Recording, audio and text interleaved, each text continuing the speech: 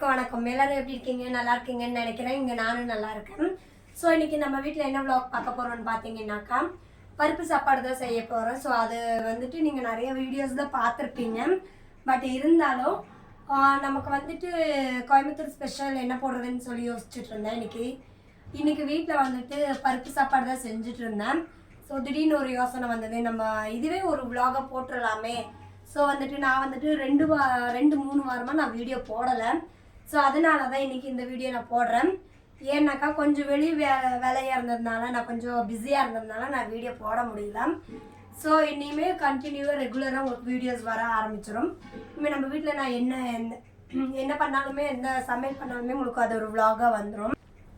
So இனிமேல் எல்லா வீடியோஸும் உங்களுக்கு வரும். நான் வந்துட்டு இனிமேல் கண்டென்ட் க்ரியேட் பண்ணி நான் வீடியோஸ் போட மாட்டேன். ஸோ நார்மலாக வீட்டில் என்ன பண்ணிகிட்ருக்கோம், ஸோ என்ன சமையல் விலாக் எல்லாமே நான் போட்டுருவேன். ஓகே, இன்றைக்கி நம்ம வந்துட்டு பருப்பு சாப்பாட்டுக்கு நான் இப்போது வாயில் தான் சொல்லுவேன். நான் எல்லா பொருளெல்லாம் உங்களுக்கு நான் போடும்போது மட்டும்தான் காட்டுறேன். ஸோ ஓகே, வாங்க இப்போ இப்போ குக்கரில் நான் ஆயில் ஊற்றி சூடு பண்ணி வச்சுருக்கேன். அதில் கொஞ்சம் கடுகு போட்டுக்கோங்க. கடுகு நல்லா வெடித்ததுமே நான் வந்துட்டு 100 கிராம் வெங்காயத்தை நான்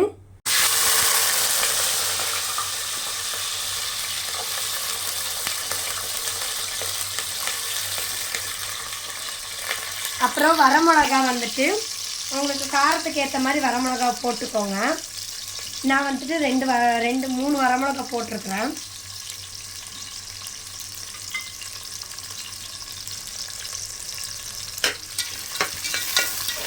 இது நான் வெங்காயம் வணங்கட்டும். ஸோ இதில் வந்துட்டு நம்ம பூண்டு சேர்க்கணும். நான் வந்துட்டு பூண்டு நான் சேர்க்கலை இன்றைக்கி.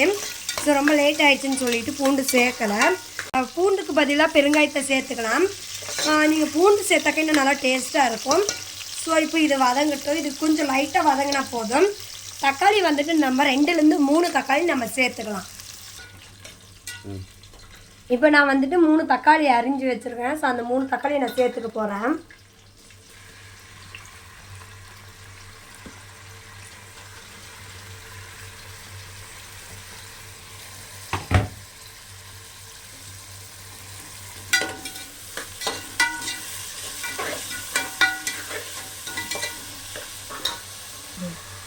தக்காளிக்கு உப்பு சேர்த்துக்கோங்க, கல்லுப்பு சேர்த்துக்கோங்க. மேக்ஸிமம் வந்துட்டு கல்லுப்பு தான் ரொம்ப நல்லது. ஸோ நீங்கள் கல்லுப்பே சேர்த்துக்கலாம்.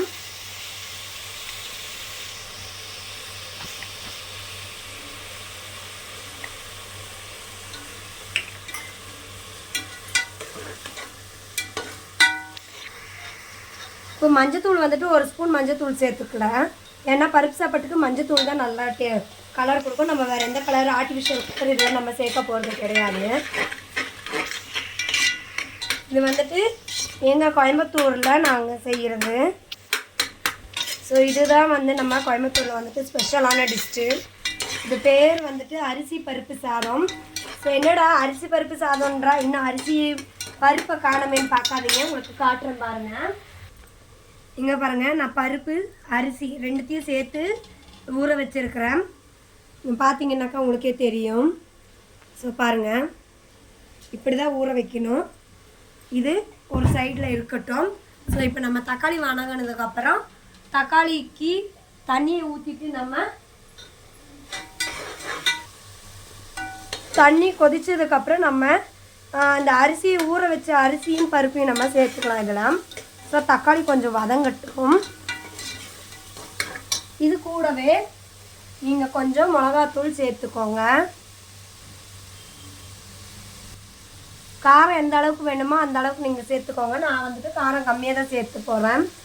ஏன்னா குழந்தைங்களாம் சாப்பிடணும். ஸோ அதனால தான்.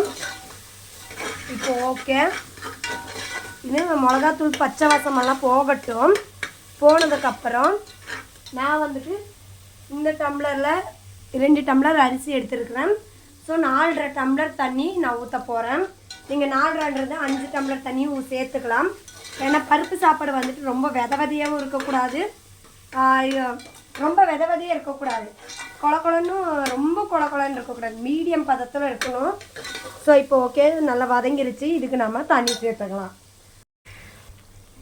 ஸோ இங்கே பாருங்கள், இப்போ நான் 4.5 டம்ளர் தண்ணி நான் எடுத்துருக்கிறேன். ஸோ இப்போ அதை அப்படியே நான் ஊற்ற போகிறேன்.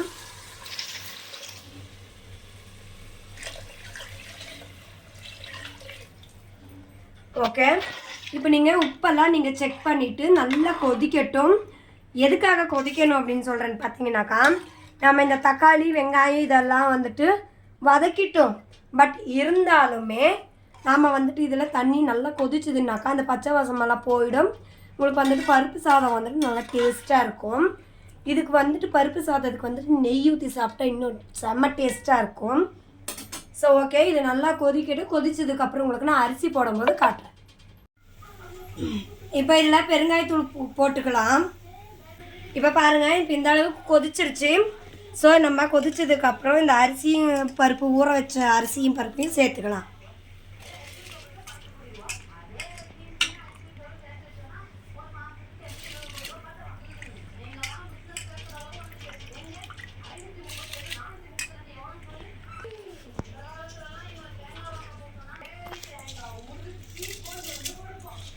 இது வந்துட்டு பேச்சுலர்ஸ் வந்துட்டு ஈஸியாக செய்யலாம் இது. ஸோ இது வந்துட்டு சின்ன வெங்காயம் தான் போடணும் அப்படின்றது கிடையாது. ஸோ பெரிய வெங்காயமும் போட்டுக்கலாம். சின்ன வெங்காயம் வந்துட்டு உரிக்கிறதுக்கு கொஞ்சம் வந்துட்டு காலையில் நேரத்தில் வந்துட்டு கொஞ்சம் டைம் ஆகும். ஸோ அதனால் பெரிய வெங்காயத்தையும் நம்ம போட்டுக்கலாம். இருந்ததால் நான் மத்தியானம் லஞ்சு தானே அப்படின்னு சொல்லிட்டு நான் வந்துட்டு சின்ன வெங்காயத்தையே போட்டுட்டேன். இதுக்கு வந்துட்டு பூண்டு போட்டிங்கனாக்கா இன்னும் செம்ம டேஸ்ட்டாக இருக்கும். ஸோ ஓகே, இங்கே பாருங்கள், அவ்வளோதான். நல்லா பரட்டி விட்டுட்டு விசில் நல்லா விட்டுருங்க.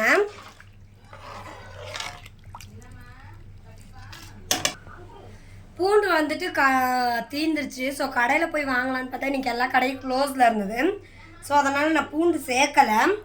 இப்போ வந்துட்டு நம்ம வந்துட்டு குக்கரை மூடி போட்டுடலாம்.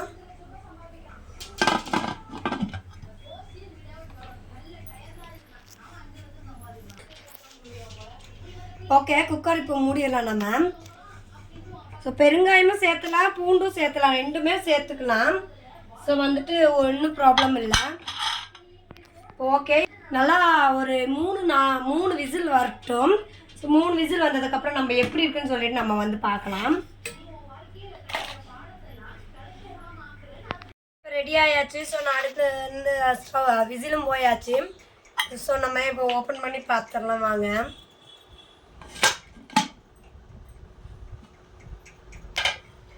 ஸோ கலர்ஃபுல்லாக இருக்குது.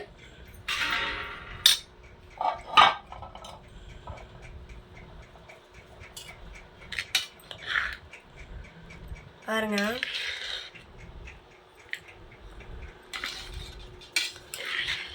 பிரியாணி ஸ்மெல்லாக இருக்குது, நல்லா இருக்குது, டேஸ்ட்டும் நல்லா இருக்கும்னு நினைக்கிறேன். ஸோ ஓகே,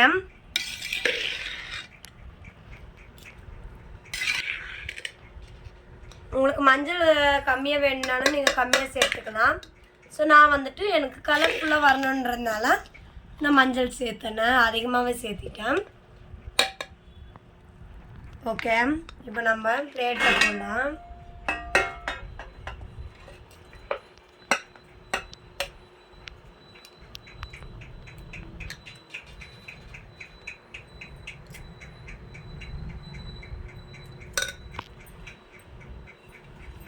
ஓகே காய்ஸ், இப்போ நம்ம பருப்பு சாதம் ரெடி.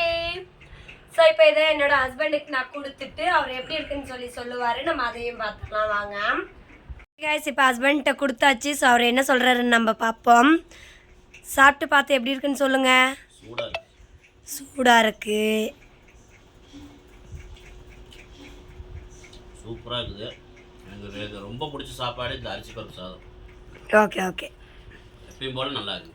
நல்லா இருக்கா?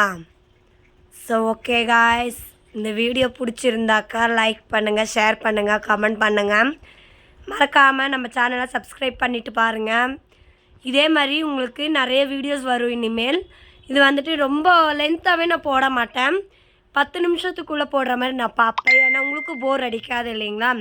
ஸோ அதனால் நான் வந்துட்டு உங்களுக்கு சீக்கிரமாகவே வீடியோ முடிக்கிற மாதிரி நான் போடுவேன். Okay guys, thank you for watching.